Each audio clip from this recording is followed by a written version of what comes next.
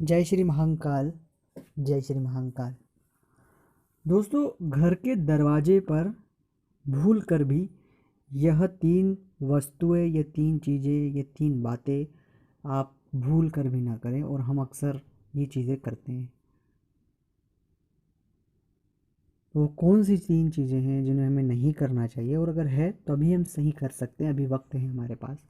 तो हम इसी विषय पर हम इस वीडियो में बात करेंगे, और ये बहुत महत्वपूर्ण, आपके लिए बहुत सकारात्मक जानकारी है, जिसे जानने के बाद कई सारी पॉजिटिविटी और कई सारी बातें आपके साथ हो सकती है। क्योंकि घर का जो दरवाज़ा होता है वो हमारे घर में सुख, शांति, समृद्धि का द्वार होता है। क्योंकि दरवाजे से हम ही नहीं, दरवाजे से बहुत सारी चीज़ें, अदृश्य शक्तियाँ, पॉजिटिविटी सभी हमारे अंदर प्रवेश करती है। क्योंकि सभी चीज़ें दरवाजे से ही तो अंदर आती है।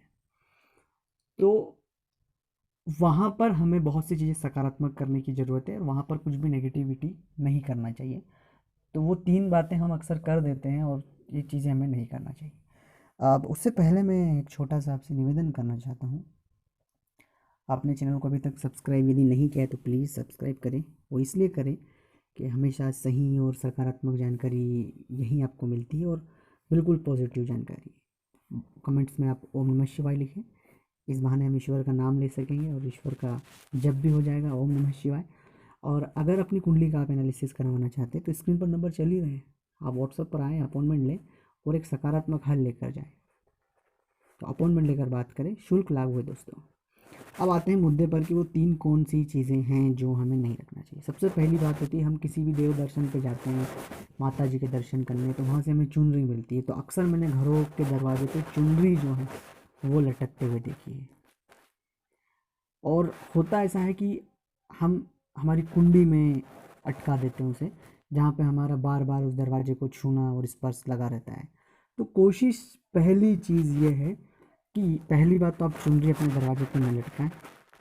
और अगर आपकी इच्छा है कि हाँ, माँ की चुनरी होना चाहिए, तो दरवाजे में थोड़ा ऐसा स्थान जहाँ पर हम दिखे ज़रूर, वो हमारे माँ की चुनरी के दर्शन ज़रूर हो, लेकिन उसके स्पर्श ना हो। क्योंकि उसका बार बार स्पर्श होता है, हम घर में कई बार कुछ नेगेटिव कामों में के लिए भी जाते हैं, वहाँ से आते हैं, तो उसकी शुद्धता बरकरार रखने के लिए हम उसे स्पर्श न करें। उसे ऐसी जगह हो कि जहाँ से सिर्फ वो दर्शन हो। तो घर दरवाजे के सबसे टॉप ऊपर आप उसे ऐसी जगह बांधें, ऐसी जगह कि जहाँ से हम उसको छू ना सकें, केवल देख सकें। तो पहली बात ये याद रखें।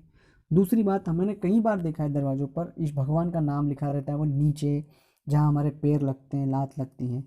तो कोशिश ये करें कि आप भगवान का नाम भी अपने दरवाजे पर न लिखें तो ऐसी जगह लिखें जहाँ से वो हाथ, मतलब पैर ना लगे, वो नीचे की, वो ऊपर ही लिखें। ये जो ईश्वर का नाम है वो भी ऊपर ही लिखें। क्योंकि बहुत सारे दरवाज़ों पे मैंने देखा है इस विषय को लेकर कि नाम नीचे लिख रहे हैं, कई बार कहीं भी लिख देते हैं, तो ऐसा ना करें। तीसरी बात है जो सबसे ज़्यादा महत्वपूर्ण है, कि कभी भी दरवाजे के बाहर गणपति न चिपकाएं। क्योंकि गणपति जी के पीछे जो है वो दरिद्रता रहती है। तो अगर आप गणपति जी का अगर बाहर दरवाजे के एक स्टिकर चिपकाते तो पीछे ज़रूर चिपकाएं। जय श्री राम।